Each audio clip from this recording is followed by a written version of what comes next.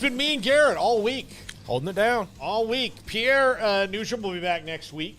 I can't tell you where he is or what he's doing. I know where he is or what he's doing, but it was if it's classified information. Fair. That's a good way to put it. If I tell anybody, he's got to kill me, kind of a thing. So I can't have that, Things are going well for me right now. This would be the worst time for me to get killed. Yeah, you got a good streak going. Yeah, I mean, things are going well. Like, outside of my sports teams being absolute garbage. Yeah. Like, absolute garbage. Like, right now, it's tough. It's tough. I hope I get to see the FSU Renaissance on Saturday. You better hope there's an FSU Renaissance on Saturday. I hope I get to see it, that they do it for me. I hope that happens because here's a friend of mine. I had breakfast with my friend John this morning. And he said, look, here's what you have to think, that SMU and FSU, they've never played before, right? Right. Never played.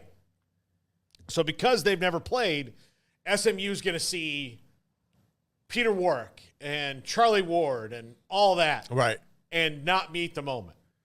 I mean, I can see that. I can see that. I think that hopefully they can do that behind the ghosts of the past. Right. And nobody notices what's going on now. But I won't feel good until they have a 500 record or better. No, and I also think like if you're Rhett Lashley, you're definitely pushing the narrative of this isn't Warwick Dunn and Charlie Ward and them out there, and this is probably the one time you're looking at FSU being vulnerable enough for you to legitimately contend with. Well, I mean that's not necessarily fair, because SMU could get things recruiting and rolling, but right now, this is your best opportunity to sneak up and get a win. And plus, I mean, if you get a win over them, is this the ACC opener, like the home opener for them? Yeah. So that sets the standard. That'd be awesome if you could pull that off for your SMU. Yeah, this will be Florida State's fourth. That is insane. ACC game. That's ridiculous, man. Yeah. They're already well into it. And this is what you get when you sue the league. Yeah. Yep. You're going to get a front-loaded schedule now. The Ireland thing came before the lawsuit, which I'll tell you this. Since they lost in Ireland, I don't think they should ever go back. That's it. Don't go back. Just lick your wounds. Don't go back. Don't go back. You got to go to Ireland. That's it. That's it. You got to go. But today on the program, we are going to talk about the Mountain West and the Pac-12 and how it is still a 7-7 tie with now UNLV and Air Force committing there. I, for one, thought it would be cool to see Air Force go to the American. Right. Just because then you have all the service academies in the same league. But whatever. It's not I'm like, whatever happens with this, I'm like, whatever. That's how I feel about it. But I am very intrigued by the tug of war. And then now they're both, since it's 7-7, where do they go now to get that 8 team that they both need? So, I've heard they're just going to go get UConn or what. The FCS, there's some FCS schools that we heard from the JY from Big Mountain. The Mountain West is more interested, maybe more interested in let's go get North Dakota State and South Dakota State and help them come up. Earlier, about 30 minutes ago, I saw where Sacramento State got approval for a new stadium in hopes of pushing them into the Pac-12. Yeah. They seem pretty adamant as one of the I would say they're your best chance of an FCS program stepping up, because they're already in California. They see that market opened up with Fresno hitting the door. And they really want in. I think if any FCS team comes up, it's definitely going to be them. I think it's weird how they're kind of more focused on the Pac-12 than maybe getting into the Mountain West and just making a move up in general. Yeah. But to each his own. I kind of get it. I mean, it makes sense if they're a California school wanting to be in the Pac. We'll see, but they've got to get to 8. Yeah. They've got to get to 8. So how do they get there? What makes them happy? And what do the other 7 want? Do the other 7 want to wait on the 2 years or whatever it is to, transition from FCS to FBS, which I think the NCAA is going to have to maybe lighten up on some of those restrictions because of realignment now, and there might be some pressure. But who else who else do you go get? Where does New Mexico State go? Is Texas State has, like, here's the thing. It's never been a cooler time to be Texas State. No. You got, like, a fun coach and a fun offense, at least for right now, in G.J. Kenny, and you're in Texas. Everybody else remains committed to their conferences. So UTSA, North Texas, all those are out of the pool, right? You can't go fishing there, but Texas State makes some sense for the Pac-12 or Mountain West. It does. So it makes more sense in those leagues to me right now than it does in the Fun Belt. And I love the Fun Belt, but if you're Texas State, maybe you want to go, I don't know how, like maybe that Pac-12 could be good, or that, and the thing is they have an advantage for both the Mountain West and the Pac-12 is that that gets them into Texas, which is a place they want to be. And it gets them into Texas in a football market, which, right there at 35 of Austin and San Antonio. El Paso is a really underlooked market. I love El Paso. Yeah, it's a really underlooked market, but it does not have the same recruiting hub that, say, Austin does. No. Like, if you can go, say you're Boise State and you go play, because they're going to have to play on all kind of crazy nights. Like, I would say, like, the Pac-12 and the Mountain West are going to be your Wednesday night conference. Yeah, with like the on the CW or something. But say you fly in on a Thursday to play Texas State and San Marcos, then you can go to Austin and San Antonio all day on Friday and hit up recruits.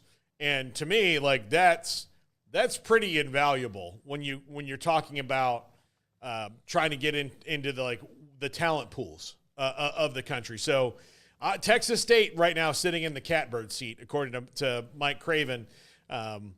And I'm sure the Sun Belt doesn't want to lose them, but I do think that, it would be interesting to see what happens with them. Or, look, here's the thing. They're either going to get a good deal in the Mountain West, a good deal in the Pac-12, or the Sun Belt will do what the Mountain West did by paying bonuses to Air Force and UNLV to keep them. But outside of the short-lived little payment you would get if you're Texas State to go to one of those conferences, like, we don't even know if the Pac-12 even has a TV deal, so we don't know the full extreme outcome of this. But why else would you leave?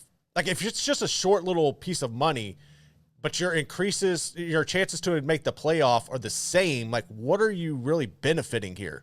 Because to me, all this is just reshuffling Group 5 conference to Group 5 conference, and I don't see how it's really going to benefit or make your chances better to make a college football playoff if that's ultimately the end game of this. Yeah. Because you're not going to ever become you're not a power conference again. It doesn't matter.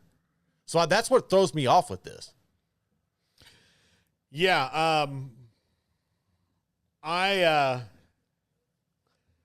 I think this is not going to make any of them better off to join it. To me, like we asked John Wilner yesterday, why don't they just merge? Yes. Like, why don't you just merge? You have the perfect, like, there was a list. You could have divisions. 7 and 7. Yes. 7 to 7. Just merge.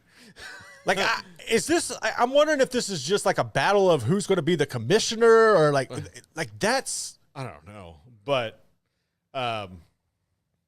it is an absolute, like, but that's why it's so interesting to me. Like, you have these two conferences that both want each other's schools or all this, and then the poaching and all these things. I mean, who could have, look at that. Didn't even use it. Hold on. There we go. Okay. Cough buttons. Technology. Yes. 50-year-old technology that we have finally, 19 years into my radio career, have I gotten to experience for more than just the 2 days I did shows in San Antonio. That was a mind-blowing thing to me that day. When I walked in, and they're like, yeah, the cough button's right there. And I was like, oh, wow. And they're like, what do you mean, wow? I was like, never had them. Never had them before. What? Yeah, no. I have a owner that's, and look, we didn't have him in here because we just didn't. Like, we probably could have got him a long time ago. Yeah. Didn't. That's on me and not the owners of this company. Like, that should have just ordered some. $40 a piece, not like they're breaking the bank. But yeah, does it make them like does it make it better? Is it like? But to me, a 14-team league that's on par as the size of the American's going to have the inside track to the playoff most years. Right. I mean, I know that Oregon State and Washington State still have this belief that because they're in this, they'll be viewed better in the new conference. Which is baffling because if they were viewed that way, they would be in a bigger conference. Yes. They wouldn't have been left behind. Yeah. They didn't get left out on a technicality. No. That's the thing. And I'm all for them, like getting their just desserts and getting all that they're due. And they're the biggest victims in all of realignment. No, they are. But also you have to be realistic about what things are and where things are before you start getting into any of that. Right. And so that's where I think that it just kind of goes off the path of maybe their administration is trying to hold on to an idea that not really the majority of people share. Mm-hmm. Now, look, what I do agree with is if you're going to make a new conference, getting a school like Boise State is a really good idea. Getting San Diego State in is a really good idea. Doing those things is a really good idea. And building it out that way, I like that. I like that a lot. But if you're going because people will respect the level of competition that's in that league. Mm-hmm. We get to see a preview of it this weekend in Wazoo and Boise State in Boise on the blue turf this week. That I think is going to be something that's really cool long term of rivalries with Boise State and San Diego State and the ones that are coming in. Now, where do you go from here to get that 8 team? Do you have to go and just take UConn football is independent right now? Right. You can have UConn football tomorrow. They can join your league tomorrow. Now, but do you want just UConn football? If you're going to bring in Gonzaga, which I think eventually they'll do, well, then Gonzaga doesn't have football.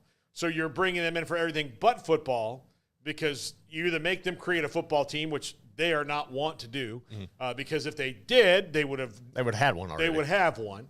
And so if you're not going to get Gonzaga and Connecticut twice a year in basketball, then what are you even doing that for? It's pointless. So that everybody can fly, half the teams every year can fly across the country to play one game at UConn?